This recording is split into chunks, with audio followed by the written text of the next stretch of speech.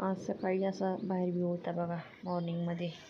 सकाळी सकाळी आज बाहेरचा छान व्ह्यू बघितल्यानंतर झाडू मारून वगैरे घेतला, स्वयंपाक वगैरे सगळा आवरला.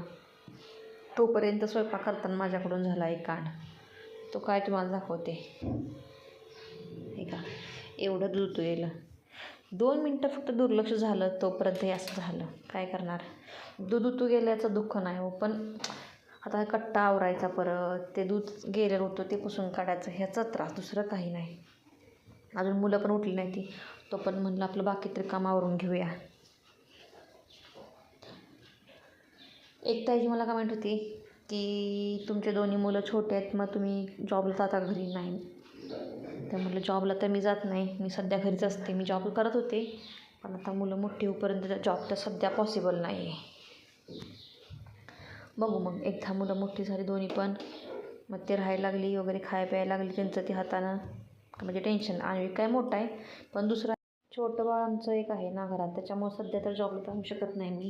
त्यामुळे सध्या काय मग घरातलीच कामं करणार असा प्लॅन आहे. असं होतं त्या ताईंच्या कमेंटचं माझं उत्तर, बाकी काही नाही. कारण त्यांनी केलेली कमेंट त्याला उत्तर देणं पण गरजेचं होतं. परत बोलणार की एवढी कमेंट करून विचारते पण ही भावच देत नाही, काही सांगत नाही म्हणूनसाठी. आणि एक तुम्हाला सांगायचं राहिलं, आपण आता एक सिरीज चालू करतो आहे. त्या सिरीजमध्ये आपले 3 अकाउंट आहेत. एक फेसबुकला आहे, एक इंस्टाला आहे आणि एक यूट्यूबला आहे. हे आपल्या तिन्ही अकाउंटला, यूट्यूबला असेल तर सबस्क्राईब केलेलं पाहिजे, आणि फेसबुकला असेल तर फॉलो केलेलं पाहिजे, आणि इंस्टाला असेल तर फॉलो केलेलं पाहिजे, आणि तो आपला फॉलोअर्स असला पाहिजे.